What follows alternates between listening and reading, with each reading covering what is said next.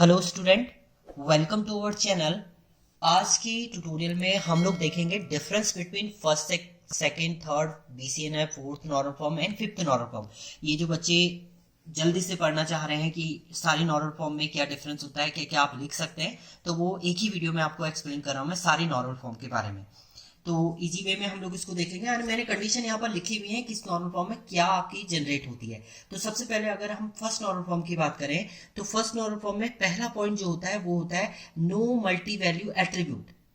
No multi value attribute का meaning ये है कि अगर आप कोई टेबल में क्रिएट कर रहे हैं, एक टेबल आपने बनाई है, तो इसके अंदर अगर आप कोई एट्रीब्यूट लिख रहे हैं, जैसे मान लें आपने नेम लिखा, रोल नंबर एंड एड्रेस आपने लिखा है, यहाँ पर नेम लिखा ए, रोल नंबर 1 लिखा, एड्रेस आप एक्स वाई जेड, ये एक साथ नहीं लिख सकते हैं मल्टीपल वैल्यू को।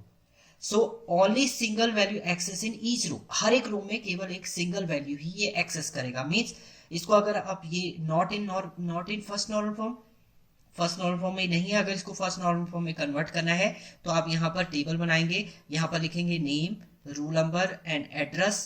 तो ए से 1, then X, B 1, Y and C 1 Z, इस टाइप से आपको लिखना है। प्रॉपर आप लिखिएगा, यहाँ पर एड्रेस जैसे आपने लिख दिया यहाँ पर दिल्ली, देहरादून, हरिद्वार, तो आप दिल्ली, देहरादून, हरिद्वार इस टाइप से आप लिखेंगे। ऐसी नेम भी आपको प्रॉपर लिखना है। ये एबीसीडी में सिंपल फास्ट वे में एक्सप्लेन करने के लिए आपको लिख रहा हूँ।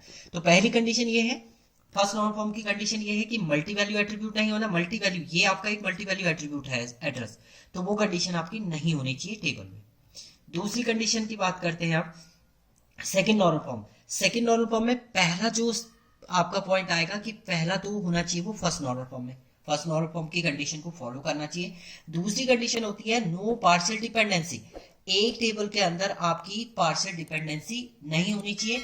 ओनली फुली फंक्शन डिपेंडेंसी, केवल फुली फंक्शन डिपेंडेंसी को ये सपोर्ट करेगा। जैसे पार्शियल डिपेंडेंसी क्या होती है, अगर ए बी को डिटरमाइन कर रहा है then it is called as a partial dependency, यानी ए बी पे डिपेंड है, बी ए पे डिपेंड है। अगर जैसे जैसे आपका ए में चेंज होगा बी में भी चेंज होगा, तो ये आपकी होती है partial dependency. And fully function dependency का मीनिंग होता है अगर दो एट्रीब्यूट मिलकर किसी तीसरे एट्रीब्यूट को डिटरमाइन कर रहे हैं तो उस केस में आपका पार्शियल डिपेंडेंसी नहीं होनी चाहिए। ए अकेले में आपका सी को डिटरमाइन नहीं करेगा, बी अकेले में आपका सी को डिटरमाइन नहीं करेगा, दोनों जब आपके कंबाइन होंगे तो ही आपके सी को वो डिटरमाइन करेगा। ऐसी कंडीशन आपकी फॉलो होती है, वो आता है आपका सेकंड नॉर्मल फॉर्म। तो सेकंड नॉर्मल फॉर्म की मेन कंडीशन होती है फुली फंक्शन डिपेंडेंसी को ये सपोर्ट करता है। अगर आपकी एक टेबल में पार्शियल डिपेंडेंसी भी है, फुली फंक्शन डिपेंडेंसी है, तो पार्शियल को आप अलग कर दो एंड फुली फंक्शन डिपेंडेंसी की टेबल आप अलग बना देंगे तो वो कन्वर्ट हो जाएगा आपका सेकंड नॉर्मल फॉर्म में। तो सेकंड नॉर्मल फॉर्म की कंडीशन आपकी ये होती है। इसके बाद आता है आपका third normal form. Third normal form में ये कहता है, इन पहली तो कंडीशन यही है कि थर्ड नॉर्मल फॉर्म की बात करें तो वो सेकंड नॉर्मल फॉर्म में होना चाहिए। दूसरी कंडीशन होती है no transitive dependency. No transitive dependency, no transitive dependency का मीनिंग होता है A tends to B and B tends to C, ऐसी कंडीशन नहीं होनी चाहिए। ट्रांसिटिव डिपेंडेंसी का मीनिंग A B को डिटरमाइन करा है, B C को डिटरमाइन करा है, तो डायरेक्टली बात है आपका A C को भी डिटरमाइन कर सकता है, तो यहाँ पर ट्रांसिटिव डिपेंडेंसी हो रही है। जो मेन पॉइंट है वो ये है आपका no prime attribute, no non prime attribute determine non prime attribute. जैसे मान लीजिए ए ने बी को डिटरमाइन किया, ए आपका प्राइम एट्रीब्यूट है, बी आपका नॉन प्राइम एट्रीब्यूट है। अब बी अगर सी को डिटरमाइन कर रहा है, ये भी आपका नॉन प्राइम है, तो ऐसी कंडीशन नहीं होनी चाहिए कि नॉन प्राइम एट्रीब्यूट दूसरे नॉन प्राइम एट्रीब्यूट को डिटरमाइन कर दे। ये कंडीशन अगर आपकी जनरेट होती है तो इसे आपका बोलते हैं एज, ये कन्वर्ट हो जाता है आपका थर्ड। तो इस केस में आप ए बी एक ये टेबल बना देंगे और एक ए सी। तो आपका देखिए ये प्राइम एट्रीब्यूट, ये प्राइम एट्रीब्यूट है, ये नॉन प्राइम एट्रीब्यूट है, ये भी आपका नॉन प्राइम एट्रीब्यूट है। तो ऐसी कंडीशन तो नहीं होनी चाहिए, बट यहाँ पर आपका देखिए प्राइम एट्रीब्यूट से आपका नॉन प्राइम एट्रीब्यूट डिटरमाइन हो रहा है, यहाँ पर भी आपका प्राइम एट्रीब्यूट से नॉन प्राइम एट्रीब्यूट जो है वो डिटरमाइन हो रहा है।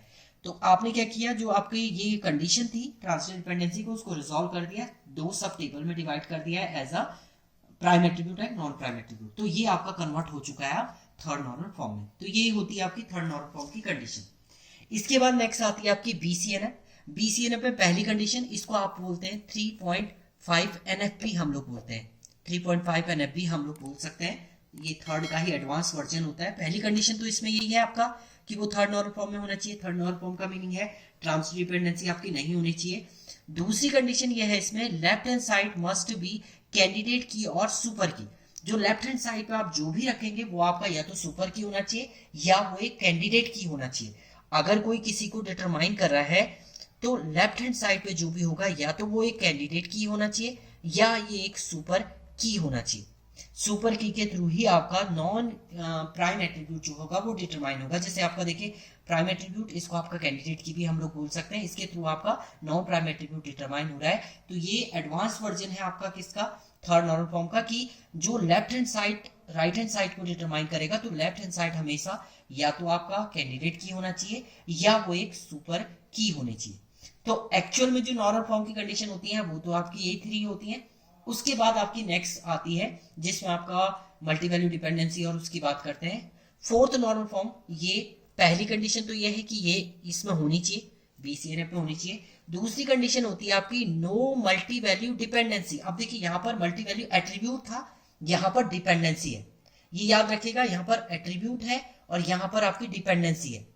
तो इसका मीनिंग क्या होता है, अगर A टेंस टू B ऐसी कंडीशन कहीं पर आ रही है तो वो कंडीशन आपकी नहीं होनी चाहिए, मल्टी वैल्यू मल्टीपल डिपेंडेंट नहीं होना चाहिए।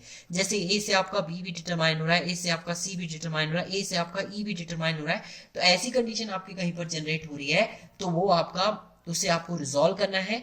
उसके लिए आपको अलग से टेबल बनानी है, सब पार्ट्स में इसको तोड़ देना है, तो वो आपको मल्टी वैल्यू डिपेंडेंसी को रिमूव करना है फोर्थ नॉर्मल फॉर्म में।